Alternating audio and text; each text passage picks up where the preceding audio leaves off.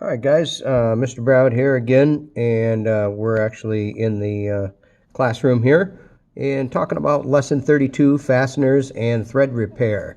So our objectives today, I'm going to narrate through some of this, and our objectives are going to be to identify automotive fastener types, determining between standard and metric bolts. Remember, guys, almost everything is metric these days. Our next objective would be to describe the effects of the thread lubrication and torque values and perform common fastener thread repair. I have made a video on that and want to show you guys that video as well. You can go out there and look at that on the YouTube channel. But also want to show you guys how to remove broken bolts and repair those threads. Again, there is a video connected with this. Please watch that video. All right, and if you were doing this out in the shop, of course you would need to input all your make, model, engine, and VIN number. Always important in our lessons. It's going to be important to you as a technician if this is what you do for a job. All right, so number 4, there's all kinds of automotive fasteners. Page 4 is going to lead us into different types of fasteners. So we got different kinds of bolts. Some are black, some are silver, some have torque, some have 12-point and Allen heads, lots of different bolts. We've got different kinds of nuts. We've got lock nuts that have nylon on them. We've got fasteners that actually weld into or clip over bodies and body panels. And we most have through bolts that have some sort of nut to secure it on the other side. And going on to page 7 here, we're talking about studs. And you can see that this stud has got fine threads on one end and coarse threads on the other. And this is something like we removed from the exhaust manifold head bolt location in the Lesson 32 Fastener Repair lesson. And down below that, we've actually got a wheel stud. And this is what sticks out of your hub flange. And that would be something that you would mount a wheel to on most vehicles. European model vehicles like BMW and some Mercedes and stuff, they might have lug studs that actually thread into the flange. But this is very, very standard for most vehicles on the road today. Moving on to page 8, talking about screws with Phillips heads, flat heads. Some have a tapered tip and some have a actual starting tip itself, cutting tip. Moving on to spring locks and washers, flat washers. Some flat washers have a really small hole in them with a big, huge washer. Those are called fender washers. And then an external tooth lock washer. This might be found on an electrical contact for grounds especially. Don't just toss those away. Those are very important on grounds. Grounds are super important when it comes to electrical path.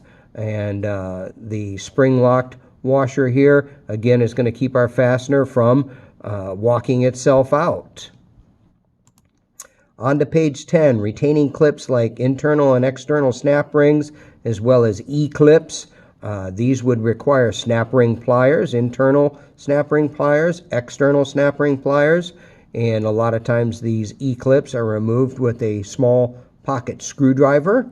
These would all keep shafts either on or in a transmission, or this might be on a throttle linkage, something like that. And then we have a cotter pin and a castle nut. You guys have all seen this on steering arms like tie rods and steering linkages.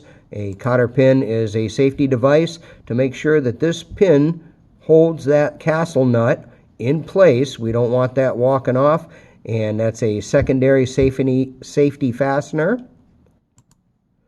And then we've got body pins. Body push pins take a special tool, and those body push pins come in all different kinds and shapes and sizes. And you can buy those in little packs of 10. Good technicians will have those around. These things are made out of plastic, and most of the time they break when you take them out. So even when you're using the correct tool, extracting these takes a little bit of finesse, and time and heat really damages this plastic, and that plastic will break. So having a good selection of these push pins around will help you to replace the plastic parts on a vehicle that are held on by those push pins or body panel pins. All right, standard and metric fasteners. Automotive fasteners can be either standard or metric size, although since the 80s, guys, really everything is metric. Metric fasteners also require the use, of course, of metric wrenches and sockets. And we have a little table down here that refers to our metric bolt size designation, and we're talking about the length of the bolt, the thread pitch itself, and the size of the bolt. All right, so we've got coarse and fine threads on our nuts and bolts, and they have to correspond together. So when we're talking about the thread pitch, there is coarse pitch and there is fine pitch. And that talks about the distance between the threads. And in this case, when we're looking at a metric bolt, we're talking about millimeters. All right, so we have a couple of bolts here, and these bolts are both metric bolts, and we have a coarse thread bolt and a fine thread bolt. Each one of them has a corresponding nut, and when we're talking about, well, what is the actual pitch of that, you can actually measure that with a thread pitch gauge. So, for example here, this will not fit down in those grooves, and I'm trying to hold this just right for you guys. In the light here, you will see that in this particular case, we've got our 125 thread pitch, and you can see it fits right in there. All right, I'm going to try to zoom in on that a little bit. Okay, and that fits in there perfectly. All right, and if we go to the other one, the 150 or coarse thread, all right, that one fits right down in there perfectly as well. And that's how you know you have the right thread pitch when we're talking about a tap or a die. Okay, now on the tops of our bolts, there's going to be some lines. Those lines are important. Okay, and in this case, there is 3 lines on this one and 6 lines on these two. All right, this is going to indicate that this is a grade 8 bolt. These are hard, strong bolts. This one's pretty good. This is probably a grade 5 with 3 marks on it, but a grade A bolt is something that is going to take the amount of torque that you want to put into it, and that's very, very important. Grade 8 bolts for anything that you're replacing, you know that bolt's not going to break or shear off, and it is a high quality zinc coating. That goldish silver color is usually an indication of a rust inhibitor called zinc. Now, over here we've got bolts, and these particular bolts themselves actually have numbers on them, and they indicate that they are a high grade, high strength bolt also, and the tensile strength of metric bolts is identified as a number on the head of the bolt. 8.8, for example, that standard fasteners is going to have a set of these lines on them, and the metric fasteners are going to have numbers on them indicating the strength of our bolt. All right, a couple of different kinds of fastener identifications here. We've got a screw here.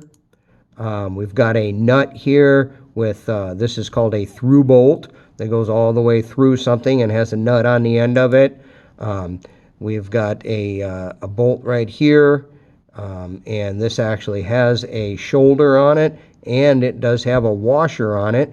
I can tell you that this is on a valve cover holding in a grommet. There's a rubber grommet around there. A little hard to see in this video, but that rubber grommet also holds back oil from our valve cover, gushing that oil out of the top of the valve cover. All right, the effective lubrication on threads on bolts.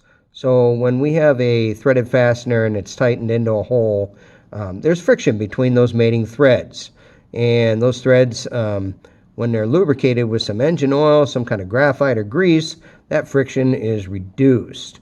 Now, if that bolt's intended to be installed dry and it's lubricated instead, applying that recommended amount of torque is going to result in some kind of incorrect bolt tension. In fact, it might stretch this bolt out and weaken it. All right, applying lubricant or other compounds to threads only when it's specified. If it does not specify, that bolt is intended to be put in dry, not with the lubrication you see in here.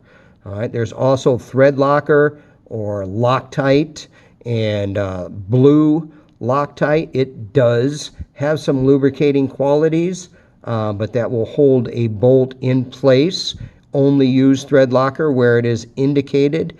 And if you have the guts to use red, you better mean what you're putting together.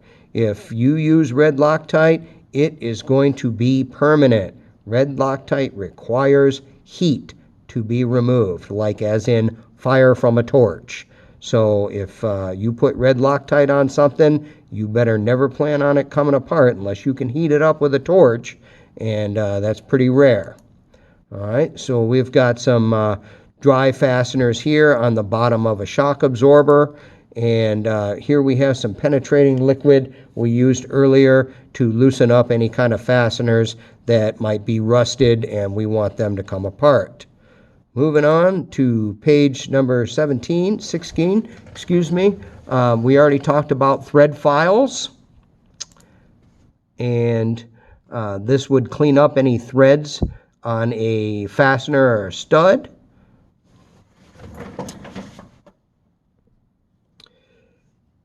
Again, if we have a broken fastener, we want to spray that with some penetrating oil. We're going to drill those out, and once we have extracted them properly, we may need to chase those threads. We have the internal thread chasers here, external thread chasers here, and this set is located in the specialty toolbox, and we have our thread files as well. Something that you might need to dress the threads up on would be an oil pan, for example, or the outside external threads of a stud sticking out of an exhaust manifold. Moving on to page 17, we've done our thread repairs. We've drilled them out, and we've not put an internal thread repair in, sometimes also known as a helicoil. And I will show you guys that at a later date. And some points to review. All right, points to review would be threaded fasteners included bolts, nuts, studs, and screws.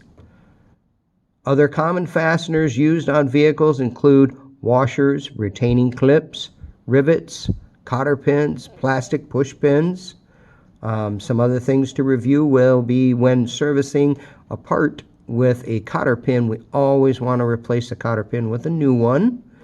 The notation used for standard and metric fasteners differs slightly, but provides the same kind of information for proper identification. Remember, 90% of what you will deal with out in the world is going to be metric. Everything on cars these days is metric. The only time you might run into anything that's standard if is pre-1980s. Next points to review, the last three here. Nearly all fasteners on modern vehicles are metric, and we want to lubricate threaded fasteners only when it's specified by the manufacturer.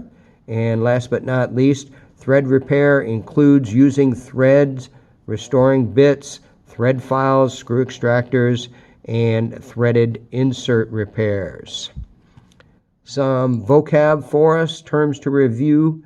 Bolt size designation. That's the classification label used to identify the dimensions of the standard or metric bolts. So, for example, this is a 10 millimeter bolt. That's talking about this size right here. Now, its length is 70 millimeters, and its thread pitch itself, as you guys remember, we used a pitch gauge, and we measured that, and it was 125, 1.25 thread designation, all right, or the distance between each one of those threads. Last but not least, terms to review are the thread repair. Different methods used to remove broken bolts, restore damaged fasteners and threads, and install thread repair inserts. And that's all for Lesson 32, Fasteners and Thread Repair. See you guys again.